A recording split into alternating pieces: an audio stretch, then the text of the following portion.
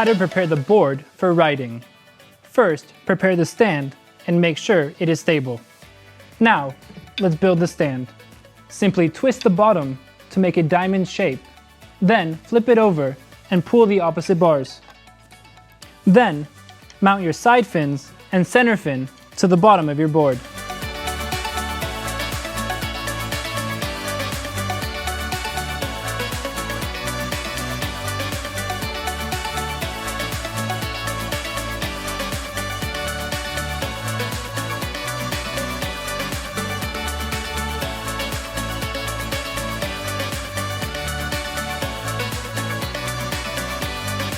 Then, open the engine cover and check if all connectors and plugs are connected well. Lubricate your engine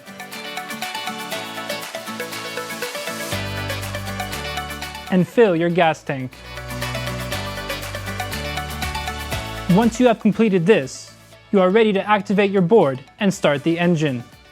Please start the engine for 5 to 10 seconds to warm it up and not to overheat it.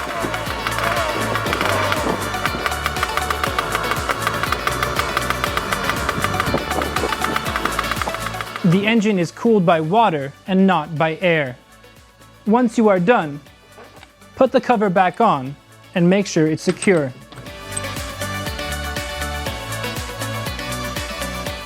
Then you're ready to go. How to bring the board to the water.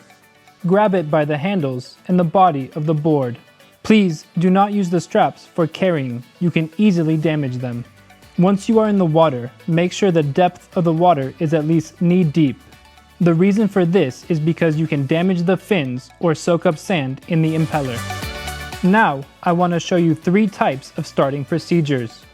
If you are goofy, then your right leg is in front, and your shut-off key is strapped to your right wrist, and you are standing on the right side of the board when taking off. If you are regular, it is exactly the opposite. You hold the board handle with the throttle controller and make sure you have space to operate the throttle. Insert the shutoff key with your left hand, then grab the left handle. The Jetsurf will start automatically in 2 to 3 seconds, then you have to push the throttle. If you don't push the throttle, the board will turn off in a couple of seconds because there is no idle. You have 3 options on how to start from shallow water. The first, lay down on the board. Keep your arms bent and keep your body on the board. This will help you with better manipulation. The second, put your knee on the board and don't push much. Once you push the throttle, place your other knee on the board. The third, your foot starts inside the back strap. Once you push the throttle, place your second foot inside the front strap. How to start from deep water. You have 2 options. The first, be on the side of the board and grab it the same way you would normally start. Once you push the throttle, try to jump up with your body onto the board. The second, you can lay on the board from the tail. And once again, just like you would normally start. During every start, don't be afraid to accelerate more to reach sliding speed as soon as possible. How to stand up. Once you are on your knees, place your back foot into the back strap first. Then, the front foot inside the front strap while still holding both handles for more stability. Don't forget to maintain constant speed to help you be able to stand up. The throttle cable is strong. You can use it as a support to help you stand up. Every time you take the board out of the water, you should always turn on the engine and remove the water from the exhaust.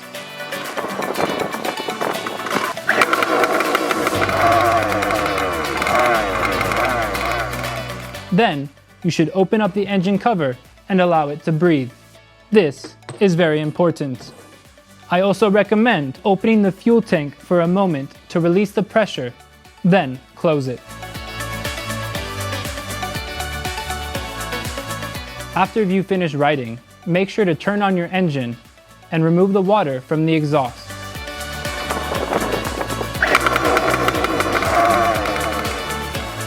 Then, open up the engine cover and visually inspect the engine space to make sure everything is still mounted well. Leave it open. Then, flush your board and lubricate. This is also very important. Then, allow it to dry. If you are riding in fresh water, all you have to do is lubricate your engine. In general, lubricate your whole engine and the bearings of the jet pump through the hose in the engine space. If you are riding in salt water, you need to flush out your engine. This is also very important.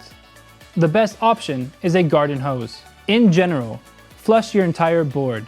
Then, put at least a liter of water inside the snorkel. Then, wash the controller. After, flush your jet pump and inside the exhaust. Once you are done, continue to the engine space. To avoid flooding the engine, cover the air intake. Once the board is completely flushed, activate your board and the bilge pump will remove the remaining water from the board. The most important part of cleaning is cleaning the engine and the exhaust. To clean the engine and the exhaust, connect the cleaning attachment to a garden hose and insert it into the jet pump. Then, turn on the garden hose. Start your engine and let the water flow for at least 2 minutes.